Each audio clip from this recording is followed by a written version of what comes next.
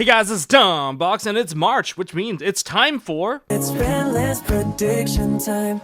First of all, date prediction. I'm going to predict that the effective date is going to be March 17th, which is right after Team YCS Vegas. There's even a chance that they might even announce it at Team YCS Vegas, just because they was pretty well received overall at the previous YCS that they did it. I don't see why they would kind of not do it this time, but it's Konami. They might just keep us on our toes and just not do it there and surprise and just drop a list maybe like a week after. But who knows? I'm going to guess March 17th based off of what happened at Anaheim. Maybe it's a one-off thing. Who knows? For this bandless prediction, I'm going to stick with what I know best, which is follow the money and make sure the game is fun and not stale, and let's get rid of some problem cards. And by that, I mean, I do believe that the products have shelf life, and so if you look at the most dominant decks of the format right now, we have Ryzel and Malice. Those two decks, they're pretty new. They came out last year in December, and so they're only 3 months into their cycle. If you look at like meta decks of Yu-Gi-Oh, you would see that over the past couple of years, most like meta level decks, they survive for like almost an entire year, about 9 months to a year until they get severely hit. So I don't think Ryzel or Malice are both on the chopping block to that degree. But that doesn't mean that they can't get touched. It's just that the stuff that you've bought recently will most likely survive. But when it comes to the other parts of the meta, we have Fiendsmith, Kashtira, and also like Bistio. I mean, Kashtira and Bistio kind of came out around the same time. And Fiendsmith came out last year, I believe, in July. So they are just about to hit their 9-month cycle.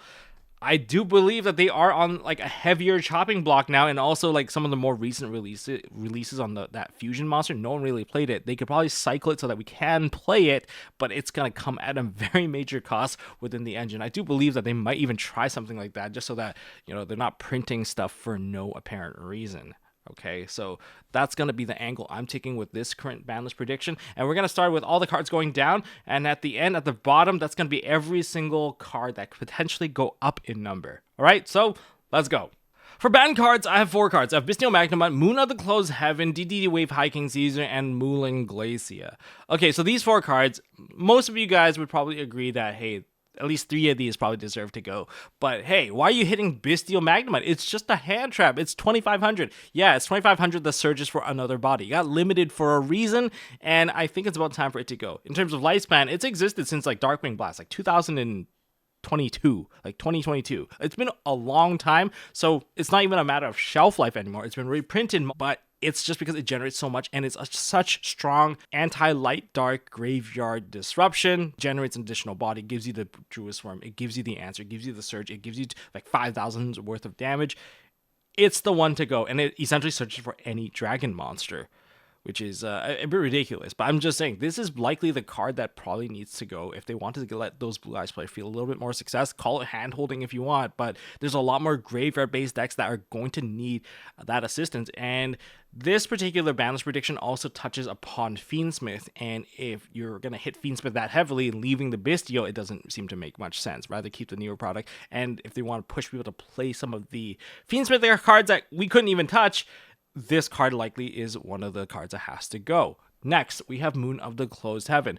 I think it's time to say goodbye to generic everyone makes Fiendsmith deck by having 2 monsters. I mean, that's a running joke, right? Oh, I've got like 2 vanilla monsters. I go into Link Spiders, and all of a sudden, we are at Moon of the Closed Heaven, and it's full Fiendsmith combo. And I think it's about time we break that link. I mean, Konami released this card originally as a common, which already mean it was not very safe. You can look at the entirety of Tenpai. It was not very safe. Most of those cards got hit. I think it's about time for Moon of the Closed Heaven to finally go bye-bye. All right, next, DDD Wave Hiking Caesar. This is the first touch towards Fiendsmith. Fiendsmith can quite easily generate this card.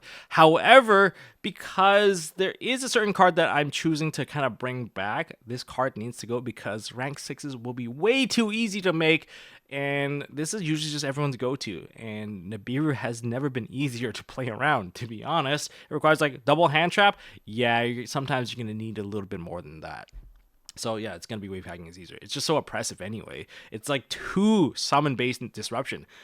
People aren't really committing cards anymore when you have to use one guy to like stun your play. It's like sometimes you're looking at, oh, did I open Imperm or do I just lose?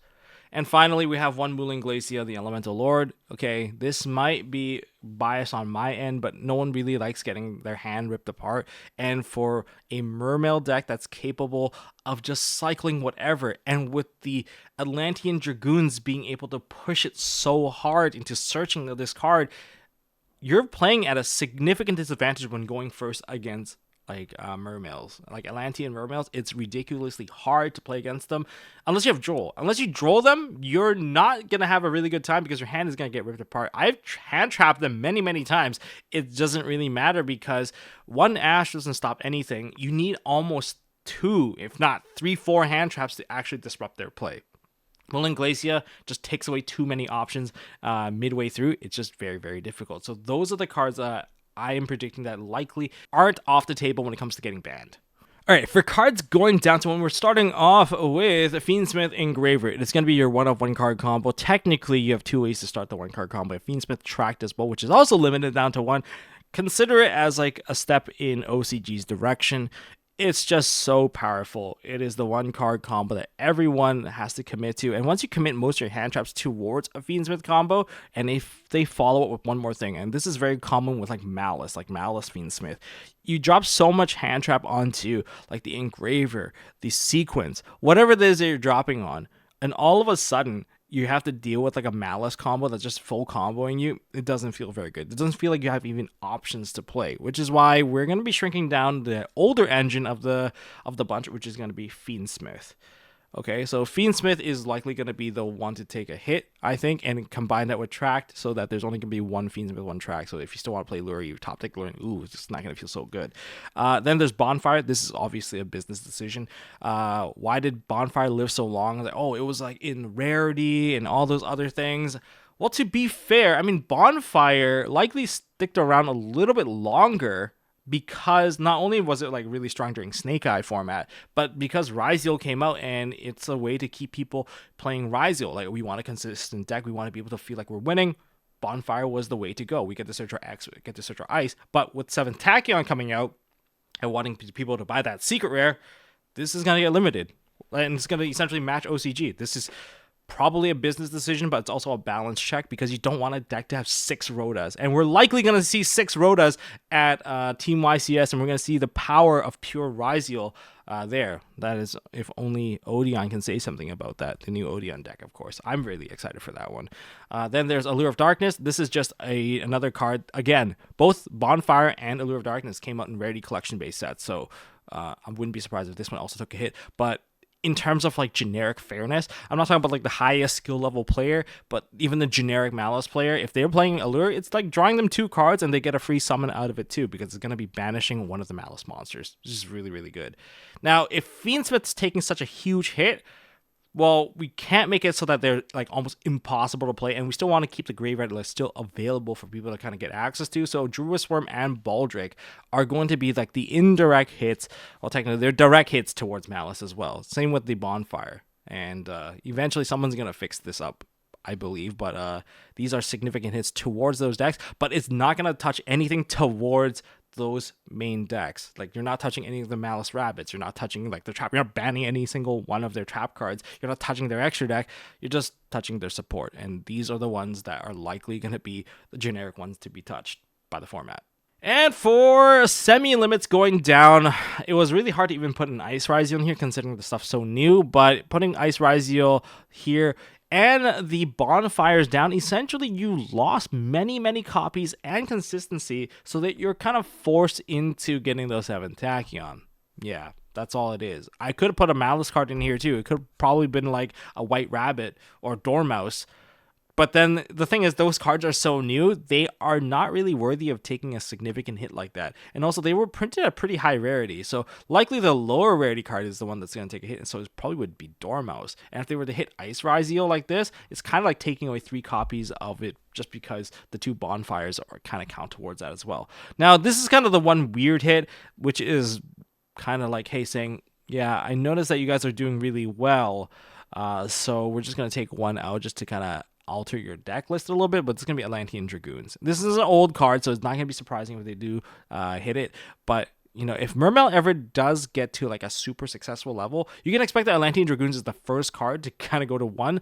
And if not, they reprint it with an errata, which is worse. I really don't like it when they errata cards like that because it makes it so that it's basically unplayable. And I've got a card in here that is going to come back because it got errated. But like, this is clearly like a sign saying, hey, like we got our eye on you. And so, don't go too crazy. But 2 Dragoons is all you need. You only really need the 2 searches. You're going to revive it and then you're going to put a like Bahamut Shark on it, detach, and you're going to search again anyway. So the searching of this card is ridiculous. I wouldn't even be surprised if they put like Atlantean Dragoons to 1. Just because of like how ridiculous that people play it now with the new support. But that's it for 70 limits going down. Let's look at the cards going up. For cards going back up, let's release them from the ban list or just increase their numbers because, one, they're not seeing much play. Number 1 is going to be Glow Bulb. I've been saying this one time and time again. I think it's about time this card gets to come back. Mainly because no one's really playing it. OCG has this card at 2. No one really cares. It's not like we're in the format where we have tier limits where this card will be a very big problem. Back in the tier days, in OCG anyways, it's that they can Chaos Ruler this card into the graveyard and then turn it into a hot red dragon, not King Calamity, but Abyss, so that you get the negate for free and then you can summon the body back. It was very ridiculous. But when it comes to the Chaos Ruler, that card's banned. And what is this card going to do? Maybe people might play it in Blue Eyes as a way for people to kind of throw this into the graveyard. Maybe they'll pay cost with like wishes for Eyes of Blue and then they'll be able to generate an additional tuner. Who cares? I mean, if they can do it, why not? I don't think it's a very big deal. Next is going to be Masterpiece, the True Draco Slaying King. This card is very powerful. It's essentially just Detonator, right? Everything is essentially like, oh, it's Dryden or is it Detonator? It's like, oh, it's the card that pops 1. Well, Dryden probably could come back too, but I'd see Masterpiece coming back sooner than Dryden personally, but that's just me. I mean, who wants to deal with, like, imagine if you have to deal with, like, oh, overlay 2 copies for, like, Chalk A9 and then throw a Dryden on top. Yes, we have now Dryden pop on top of that. Also makes Zeus really crazy too if we have that old deck. If you guys remember back during, like, the COVID days when we had to deal with the Zodiac deck. Zoo Tri Brigade was also a thing. That's why I don't see it coming back anytime soon. But Masterpiece is $29.50. It's pretty easy to run over. It's not that bad, to be honest. It's only gonna pop 1. If it's unaffected by spells, I think we can outplay this card entirely. I think it's completely outclassed by modern day Yu-Gi-Oh. Is it gonna beat some matchups? Probably. And I could probably see it being placed in the Odeon deck too, and it's also coming out in like Rarity Stampede, I believe. I could be wrong on that, but if it is, well, this is one of the coolest cards out there anyway, and I don't think it's going to have any rippling effect whatsoever across, the entire meta. Now, then there's Summon Sork, or actually, before Summon Sork, we have Lacrima. I mean, I talked about the Lacrima taking, coming back. It's so that people can play this Rex Treminade. Rex Treminade. We can play this card if we have Lacrima. Without Lacrima, it's almost impossible. It's almost possible that I can see people banning Desiree entirely. Like, Desiree straight up getting banned and we can get this card back. It's really weird because, like, one of the biggest problems with Lacrima is the fact it has a friggin' 1200 burn effect. Please errata this card so we can actually just play it, but unless they take away Desiree, this is not likely to come back either. I think Desiree actually could straight up just take the ban, to be honest. But if they want to promote us to playing this card, they have to get rid of Desiree. But if they get rid of Desiree, will they even play Fiendsmith anymore? These are all legitimate questions. But if they want us to play with just one Fiendsmith combo, so you can go like Engraver into Tract, Tract into Lurie, Lurie into Requiem, Requiem summon out Lacrima, Lacrima will dump the Fiendsmith in. Well, I guess Engraver's already there, so you can technically just start with Tract. Since it's already there, maybe dump a second copy if there was a second copy. And then you can go summon out your Engraver, go into Sequence, summon out your Lacrima. Lacrima revives back your other Lacrima, allowing you to shuffle back your Engraver, because it's not really going to matter, because you get to dump Engraver back into the graveyard anyway when Rex Trenum is summoned. And with that, you can actually go into Agnum, like Agnum Day. You go into Agnum Day, banish the track to perform the fusion, so you can get Rex and equip into Sequence, and there you have it. You have the full combo. And if your Rex ever somehow dies, which is probably going to happen at some point. You get to add back a Fiendsmith card, but you can also use Agnum Day to summon back your Rex, and now you still have a powerhouse that's unaffected by card effects. I'm just saying that is an alternate timeline that we never really got to experience, and maybe Konami might push for it. That's all I'm saying. And then for cards, I can go to 3. Cyberjar, no one cares, because no one's ever going to play Cyberjar at 3 because flip monsters are too slow, and I don't think we're going to be seeing our flip monster Mimighoul play into this card either. I mean, they technically can. Maybe they should. Can they show us something that they can do with Cyberjar and then make sure that we don't get to play this card? I don't know. It'd be really cool. Next, we have Eva. We had it at 2. We didn't really play it. Okay, that's fair. that was it. Drytrons did try to play it a little bit, but I think being locked into machines kind of did it so that they didn't really max out on this card, but it's still very strong. I mean, Herald of Orange Light, don't get me wrong. That negation is essential that they are the one deck that still has Gamma. I think the other deck that can also play this is probably Voiceless. Voiceless definitely has an edge on this because they can... They also play, whatchamacallit, like Diviner. If you play Diviner, you can send this card to the graveyard and take advantage of it. I think Melodious can also take advantage of Eva as well. And then there's also Monkey Board. No one played any Pendulums this season, unless you count Melodious. But really, I didn't even see one Pendulum player. Are we going to see Pendulum come back? Well, they're going to have to give Triff Electromite for that to happen. Otherwise, that's the hype man that you need to give for them to kind of play this game. But here we are. But this is my ban list prediction. You guys, I'm sure you guys are already typing down in the comment section. But if you guys take the time, hit that thumbs up button, hit subscribe, ding that notification bell, and we're gonna see how the ban list actually truly plays out. Will we have the reaction in Vegas? Will Vegas reveal it? It'd be kind of cool if they announced it there. I mean, it's Vegas after all. Anything's possible. But that's all I have for this one. If you guys agree, disagree, leave it down in the comment section. I would love to hear what your thoughts are on the ban list. Do you think these are fair hits? Do you think certain decks deserve a bigger hit? Should we not care about lifespan in the game in terms of the cards having certain amount of shelf life? You guys let me know down in the comment section. All right. Thank you guys for watching, and I'll see you all in the next one.